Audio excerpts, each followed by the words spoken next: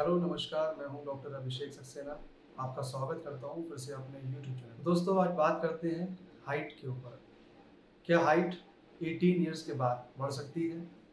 क्या ये सिर्फ मिथ है या फैक्ट है? तो दोस्तों, ऐसा हो सकता है कि आपकी एज अगर 18 या 20 ईयर्स के अबव भी है तो आपकी हाइट बढ़ सकती है।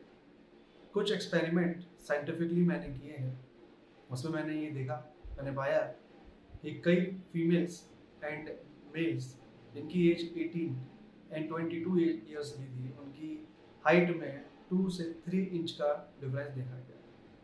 तो दोस्तों, आप सोच रहे होंगे कि ये सब चीज़ें डिपेंड करती है जेनेटिक्स पे। हालांकि जेनेटिक्स बहुत मैटर करता है।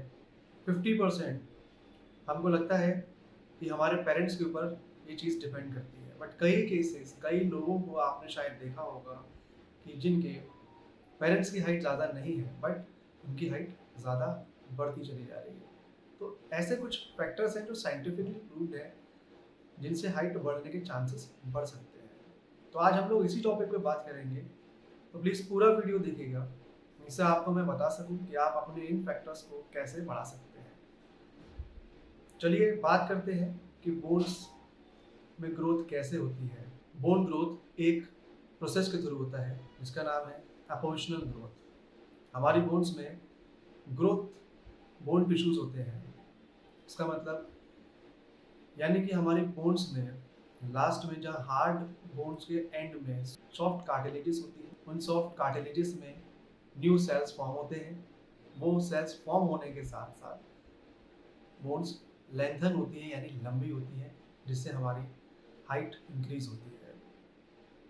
प्यूबर्टी एज में ये सबसे ज़्यादा पीक होती है। प्यूबर्टी एज में हाइट सबसे ज़्यादा इंक्रीज होती है, बट जैसे जैसे एज बढ़ती है, हम अबव 18 अबव 20 की तरफ बढ़ते हैं, ये बोन्स हार्ड बढ़ जाते हैं, ये कार्टिलेजेस हार्ड बढ़ना शुरू हो जाते हैं और ग्रोथ रुक जाती है। ऐसा ही साइंटिफिकली चीज़ें होती हैं, बट इन प्रोसेस को हम बढ़ा सकते हैं या रिवर्स कर सकते हैं। अब इन सब चीज़ों के लिए एक hormone HGH, human growth hormone, बहुत रिस्पॉन्सिबल है। ह्यूमन ग्रोथ हार्मोन हमारे पिट्यूटरी ग्लैंड से रिलीज होता है, क्योंकि हमारे ब्लड में मिक्स होकर इन सब चीज़ों को रिस्पॉन्सिबल। अब HGH कैसे वर्क करता है? HGH यानी कि ह्यूमन ग्रोथ हार्मोन हमारे लीवर को सिग्नल भेजता है कि वो इंसुलिन ग्रोथ फैक्टर 1 को प्रोड्यूस करे। अब IGF-1 का क्या काम है?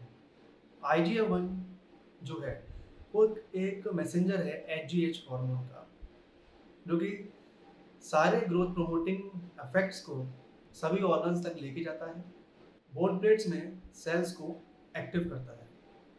अब आप सोच रहे होंगे कि हम कैसे ग्रोथ हार्मोन को इंक्रीज करें कि हमारी बॉडी पे कुछ साइड इफेक्ट भी ना आए। मैं आज आपको ऐसा तरीका बताऊंगा, कुछ मेडिसिन भी होंगी जो आपको इसमें हेल्प करेंगी, तो मैंने अपने पेशेंट्स पे एक्सपेरिमेंट भी किए हैं जो कि without any side effect success भी रहे हैं। तो ये 5 चीज़ें करने से आपकी बॉडी पे बहुत अच्छा इम्पैक्ट पड़ेगा, आपकी हाइट इंक्रीज होने के चांसेस अच्छे रहेंगे। इसमें पहला है लाइफस्टाइल। तो लाइफस्टाइल में आप अपने एक्सरसाइज को सबसे पहले इंक्लूड कीजिए। अगर आप एक्सरसाइज नहीं करते हैं तो आपकी बॉडी पे इम्पैक्ट ज़्यादा नहीं दिखाई देगा।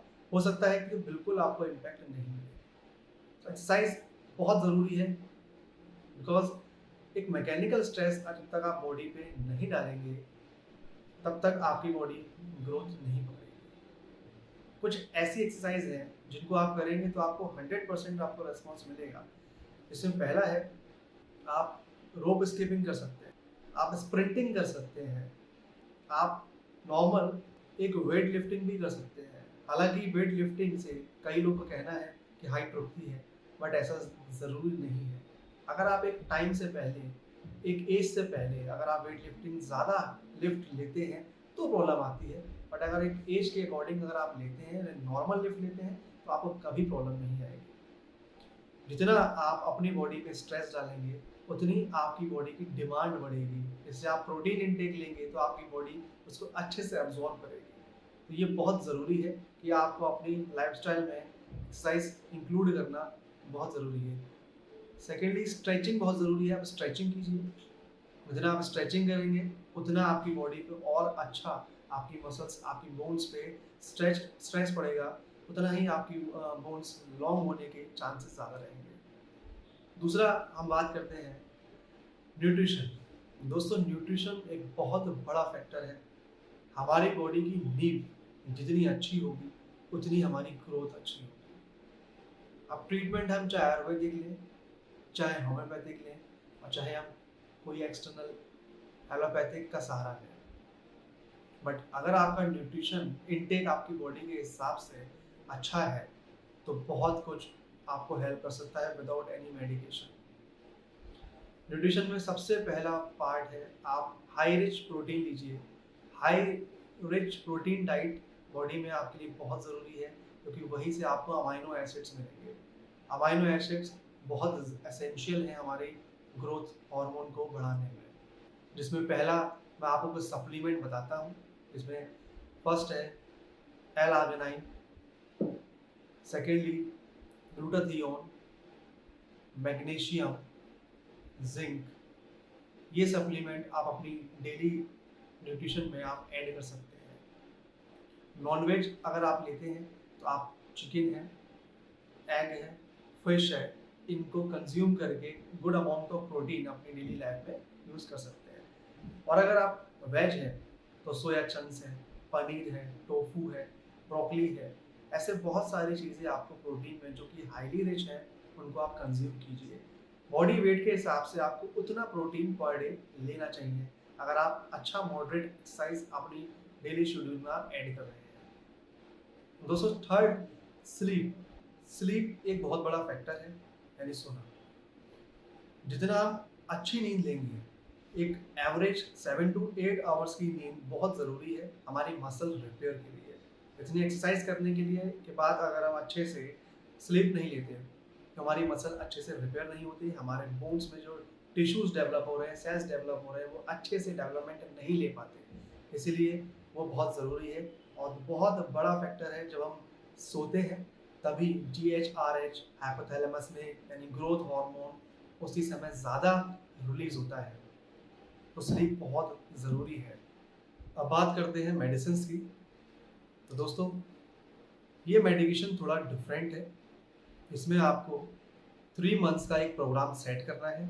1 मंथ का, 1 month, second month and third month, मतलब वीक में आपको 2 डोज लेनी है, सेकेंड वीक में फिर 2 डोज लेनी है, थर्ड वीक में फिर 2 डोज लेनी है, फोर्थ वीक में फिर 2 डोज लेनी है।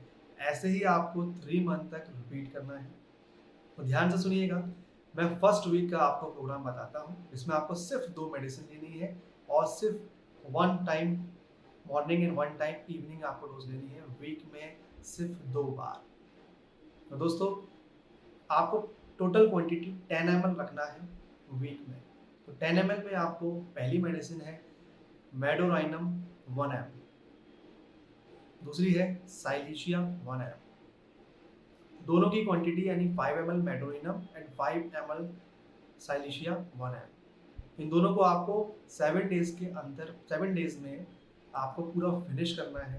देन सेकेंड वीक के फर्स्ट डे से आपको दूसरा मेडिकेशन शुरू करना है। इसमें दूसरा मेडिकेशन है calcarea phos 1 ml 5 ml and natrum mur 1 ml 5 ml।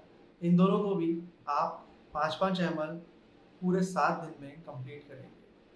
अब चाहे आप BD डोज लें, सुबह शाम 5-5 ड्रॉप से खत्म किए, चाहे आप 3 डेज या 7 डेज के पूरे टाइम ड्यूरेशन में आप इसको फिनिश कर सकते हैं सिंगल डोज में भी, यानी कि आप वीक में एक बार भी आप पूरी डोज लेके ख़त्म कर सकते हैं थोड़े से पानी में डाल के। चलिए बात करते हैं थर्ड वीक की। थर्ड वीक में आप बरेटा का 1 ml एंड सल्फर 1 ml, इनको भी आपको सेम 5-5 ml लेना है। ये भी आप एक वीक में फिनिश करेंगे।